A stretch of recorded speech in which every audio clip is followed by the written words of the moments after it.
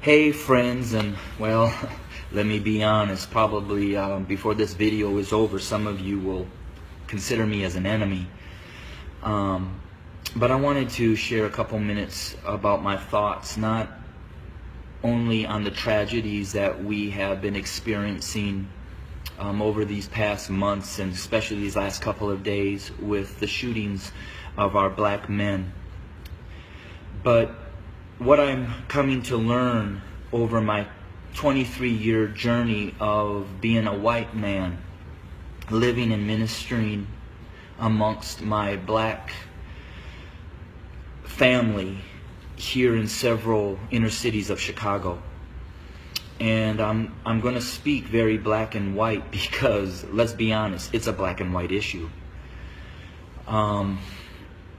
I want to take you to the book of Exodus, chapter 1, and I wanted to share a little bit of what took place prior to the rise of Moses.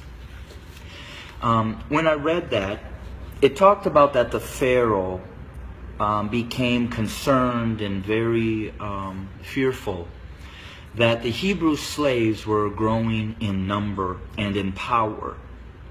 So in order to maintain their oppression, he put upon them great labor. He put upon the Hebrew slaves cruelty to keep them down.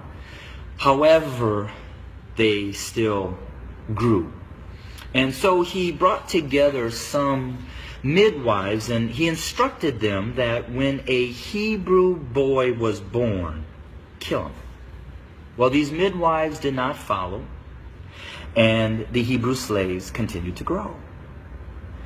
Eventually, the Pharaoh became so hatred and towards those Hebrew slaves that he made a decree. He put out an order that male baby boy Hebrew slaves were to be killed by casting them into the Nile River. Let's look at America.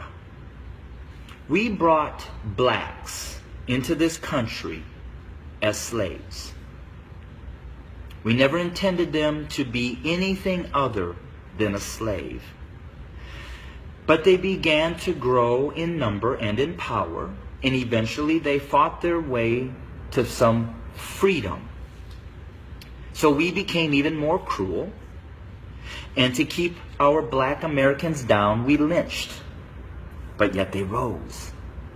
So then we used the welfare system, the criminal justice system, to keep them down, to contain them, to destroy them. But yet they rose, and they're rising.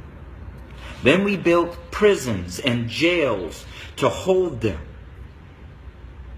Yet they rose. And so now we are doing exactly what the Pharaoh did at the end, sending out a decree: kill them.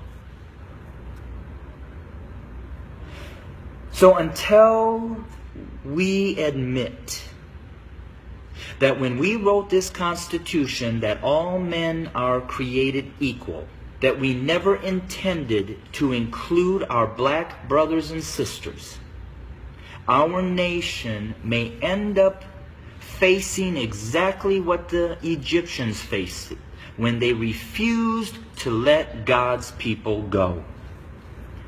So I'm going to say this to my white fellow Americans, that the bloodshed that is on its way is not on the hands of our fellow black Americans, but is on our hands.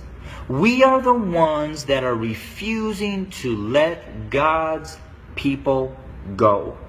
We are the ones that are refusing to acknowledge that we do not value our black brothers and sisters as equal individuals or equal Americans as us white men. And to my black brothers and sisters, the racial issues, as I've said, have been there from the very foundation. But why do we see it more? Because there's a shifting. See, us white men have been at the head since the foundation. But we've had a black president. And you know, we've done everything in our power to keep him from really changing things. Now we have another minority rising to the top, a white female. What does that say? Those of us who are white men who have been at the head are now starting to see and fear that we are going to become the tail. And we know what we've done to you. And so now we're fearful that you're going to do to us what we have done to you. But I will say this. I've lived in a black community for 23 years. I've never been treated the way that this country has treated my black Americans. So I call out my white Americans to say we better heed, repent, acknowledge, and change. Because if we don't, I just want to again say this. The bloodshed that we will experience is on our hands, not the hands of our fellow black Americans. I welcome your comments. I welcome your feedback. Hit me up on Facebook or go to my webpage at www.studio2911.org. Again, that's studio2911.org. I don't necessarily know the answer, except for us white Americans need to repent, acknowledge the lies that we have taught, acknowledge our value system of equality. It is not here, and it does not include our black brothers and sisters.